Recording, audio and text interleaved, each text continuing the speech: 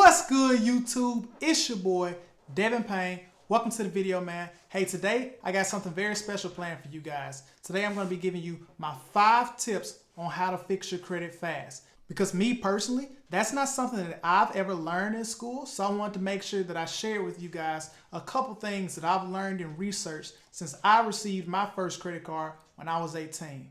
But first, if you're returning to the video, I want to thank you guys so much. I really appreciate the support, and I hope that I can continue to give you guys some form of value. If you're new to the channel, welcome. I drop videos like this every week, helping to teach you things that you wish that you would have learned in school regarding investing, credit, and just personal finance in general. So if you haven't already, be sure to subscribe to the channel and turn on notifications because it helps me and this channel out a lot, and it also pleases the almighty YouTube algorithm gods. So now, let's get this video started. Okay, so first, you need to understand why credit is important. Because guys, I get it. I empathize and completely understand with those of you who believe that credit is some beast. Because in a way, it kinda is. Because guys, credit isn't something that you can neglect. You can't piss it off. You can't just pray that Jesus takes the wheel and just forget about it.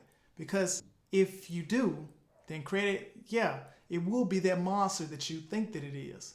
And it will have its way with you. And not in a good way. You see, your credit is important for a variety of reasons. One of the main reasons being is that the average individual doesn't have $200,000 just wandering around scantily clad in a wonderful oasis, just waiting for you to take it on a date with a real estate agent in order to purchase a home. Because of that, most people need to borrow that money. But I'm sure we can all agree that $200,000, for example, is a lot of money to be handing out to just anyone. So the lender needs some way to assess your reliability before they take you on and just lend you the money. It's almost as if they need to refer to a report of your credit history. Enter your credit score. Now, I know some of you guys may be thinking, well, Devin, I'm content with renting. I'm not looking to buy a house.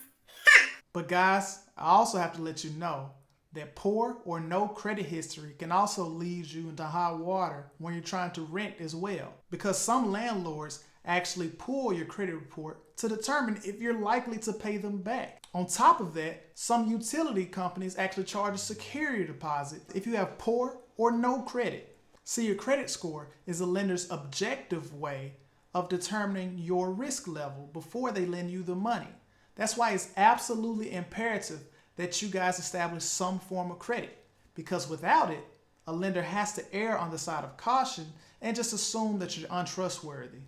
But if a lender sees a good credit report, then they'll utilize it and think to themselves, oh wow, Johnny has never missed a payment. He's always on time. He's had his credit line open for a long time, and he never uses too much of the credit that's available to him. You know what? I like Johnny. You should be more like Johnny. Johnny can have my money. With that being said, what makes a good credit score? As you can see on the chart, your credit score ranges from 300 to 850, with 850 being next to godly.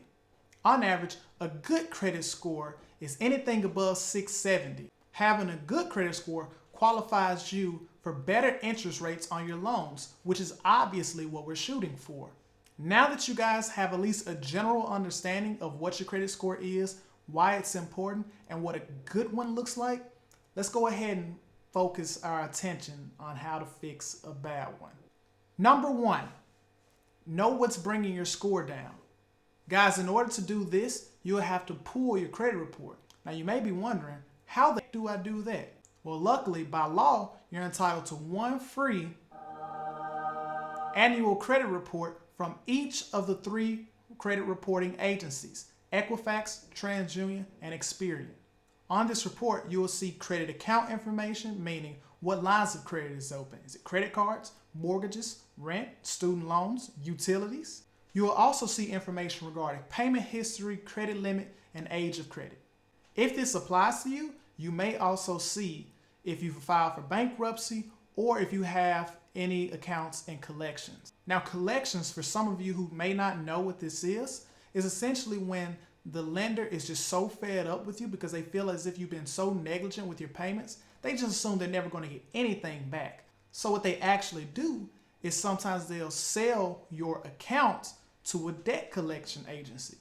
At that point, they take over, and that's when you start getting the intimidating phone calls in the middle of the night. They spam you, and obviously nobody wants that. On top of that, it's actually really horrible for your credit because bankruptcies and collections accounts stay on your credit report for approximately 7 years. Number 2, guys, you have to pay your bills on time. Now, this is a big one that I cannot overstate because, see, your payment history counts up for 35% of your overall credit score. That's why it's actually really important that you're paying these bills on time. One way to ensure that you never can miss a payment is to set up auto pay on bills that you're seeing on a recurring monthly basis. For example, rent, utilities, and mortgage payments. But I get it. It hurts a bit differently when your check and your bills hit on the same day. And then who knows, you may be responsible and pay off all your bills, and then it absolutely sucks just living off nothing until you get paid again. Guys, if this is your issue, then you could try to actually call the creditors to change your payment date. Now, I know that seems way too convenient and way too nice for a creditor to allow that to happen. But honestly, guys, you'll be surprised that these creditors are actually willing to help you if you're just a bit pleasant to them because they're not used to it. So just explain your situation, be upfront, don't wait until it's too late, and then you'll be surprised how much they're willing to do for you. Number 3, decrease your credit utilization rate. Guys, this is another big one because your credit utilization rate actually makes up 30% of your overall credit score. Okay, so what is your credit utilization rate? Essentially, it's the amount of available credit you have compared to your credit limit. And ideally, you don't want to be using more than 30% of your credit limit. The lower, the better. So for example, all my math buffs out there, if I'm just screwing this up, help me out in the comments below. Or if I'm doing a good job, let me know that as well. But for example, if you have a credit card with a limit of $5,000, you don't want to have a balance of more than $1,500 on the account. If you've already eclipsed this, then you have to stop the bleeding. What this means is that you have to stop the spending and aggressively attack these debts. If your debt is split amongst multiple credit cards, which I understand, that's normal, that's completely normal, then it may be beneficial to you to attack the credit cards with the highest interest rates. With that in mind, guys, you have to make sure that you're paying above the minimum.